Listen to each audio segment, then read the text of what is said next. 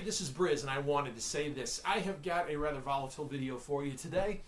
Not sure how well it's going to receive. In fact, I've been putting it off for quite some time, trying to avoid saying it because I figured it would probably get a lot of people upset. Either that or it would be completely and totally ignored.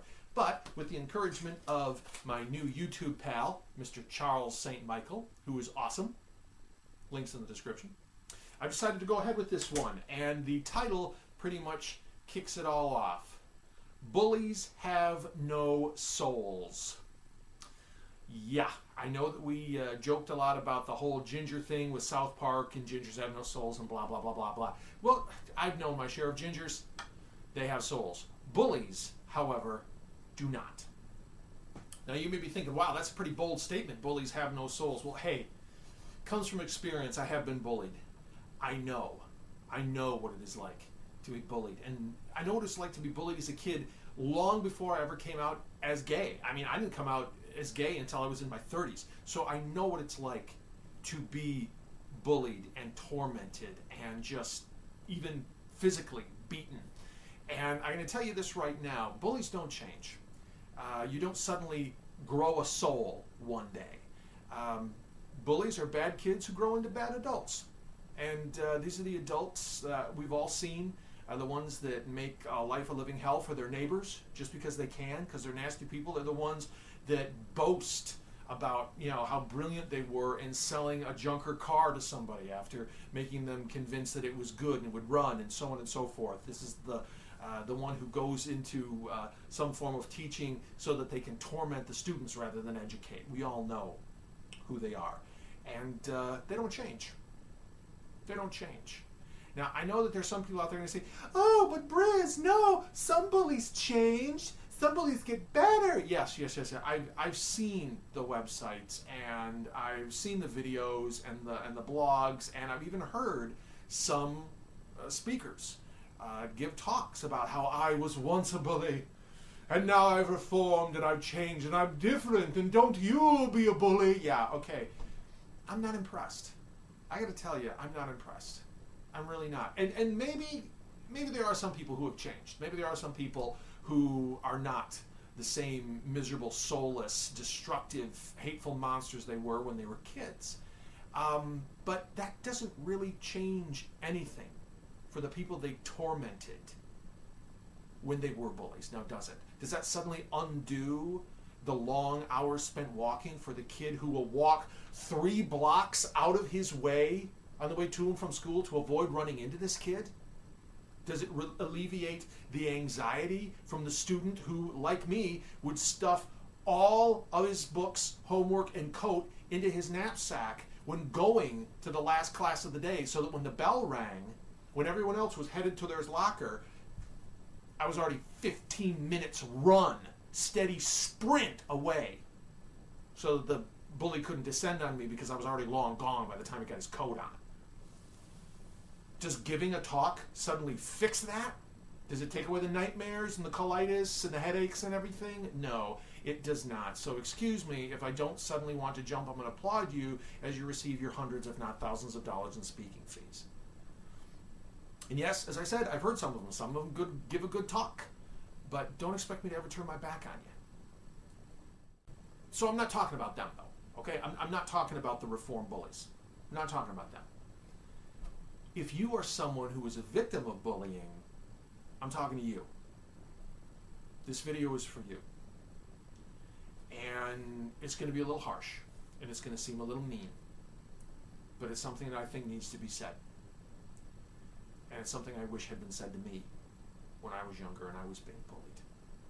We are facing an epidemic right now of suicides by amazing, extraordinary, gifted, beautiful kids who are being bullied to the point of killing themselves.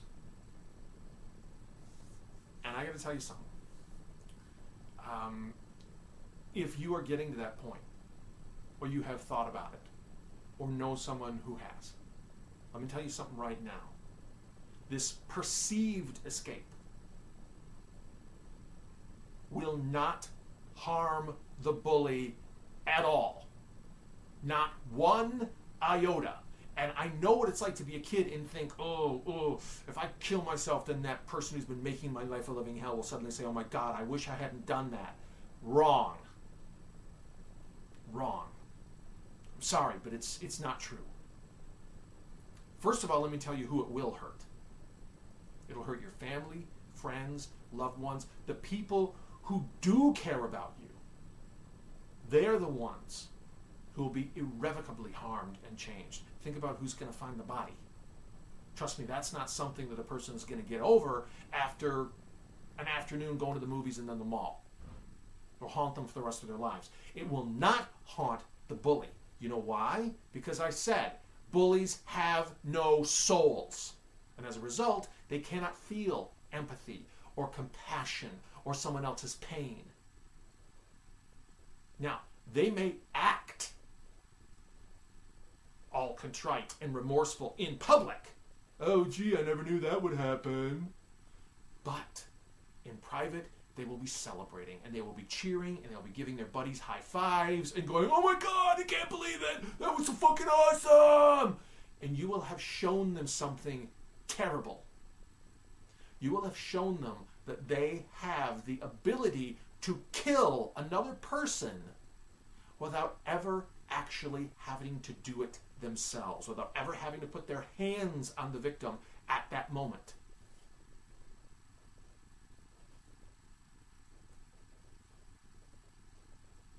That is a truly chilling and horrifying thought. When I was a kid, there was somebody in my neighborhood that was a brutal bully, like beating kids to the point that they would wind up in the hospital.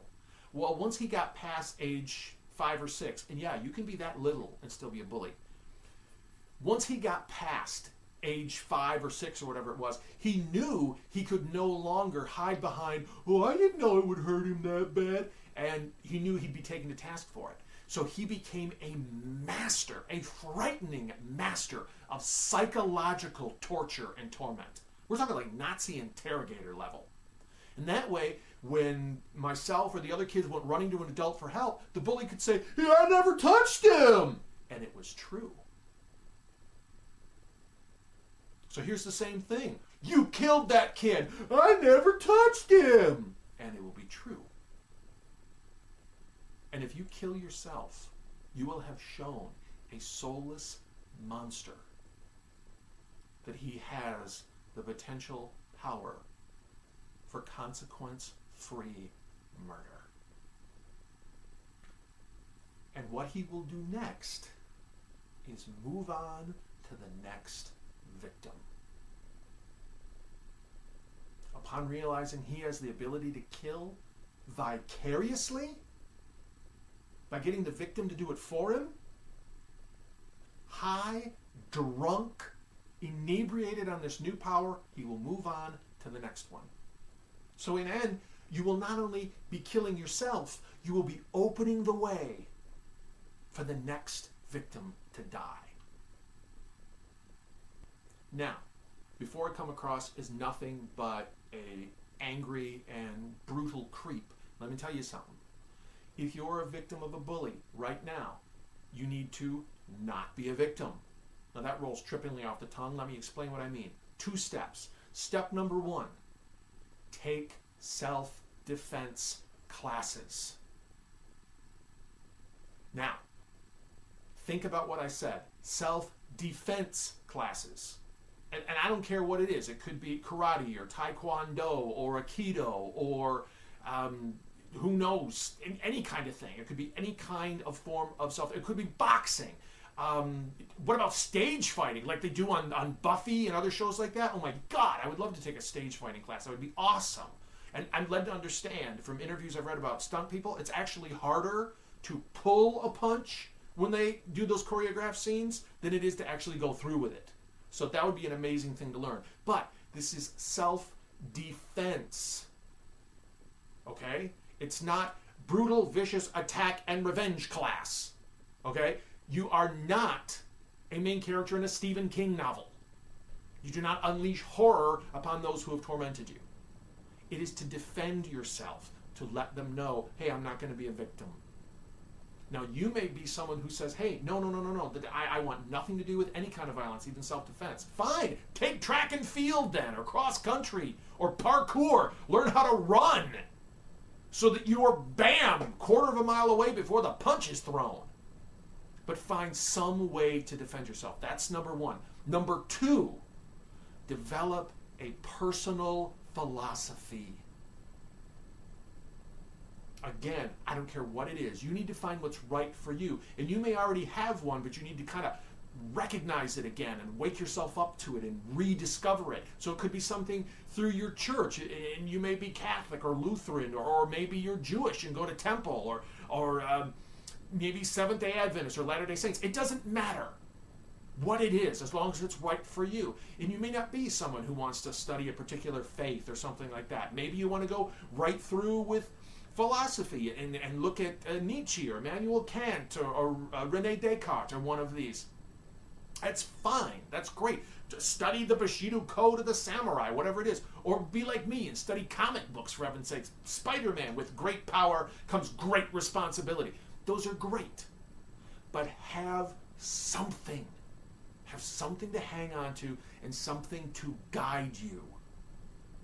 The reason for this is so that you do not end up becoming like the bully you fear. If all you do is learn how to fight back, and there's nothing behind it but anger and fear and hatred or self-hatred, you will become the monster you're trying to escape from. So have a philosophy. Have a philosophy. And above all, learn to defend yourself, have a philosophy, but stay who you are. Whatever that wonderful, magnificent thing it is that makes you who you are, hang on to that. Whether it's art or music or reading or hanging with your friends or video games or whatever it is, stay who you are. The world we're trying to reach and that we're striving towards is one where bullies are extinct. There are no more bullies. But you are still here. And you live on. Now, the phrase that's being bandied about a lot by a lot of really good, wonderful, caring people is, it gets better. I did one of those videos myself. It gets better. And I know that seems a very, very difficult thing to understand when that time that it gets better is way out there in the future and you're having a terrible time now and you don't feel that you have any support. It's like, it gets better one day. Why can't it be better now? Here's something I want you to remember. Think on this and please remember it. The support that you have may come from people you haven't met yet. You may have this extraordinary, you will have this extraordinary group of people, of friends, and maybe that one special someone that you want to spend your life with. And it may very well be someone you have yet to meet. I don't know how many times I've seen videos or read articles or heard different people say when another magnificent, beautiful person has taken his or her own life, that someone says, oh my God, if only I had known this person. I wish that I had met them. I wish I could have been there. I wish I could have said, no, don't do this, you're beautiful. They hadn't met you yet. So think about that. You want to stay around, not just to see when it gets better, but to meet the person, the people, the friends, the organizations, the groups, the families that support you and will support you and want to support you right now. So stick around.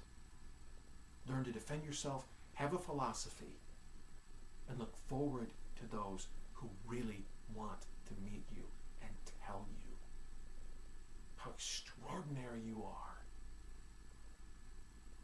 Don't cheat yourself out of meeting them. And don't cheat them out of meeting you.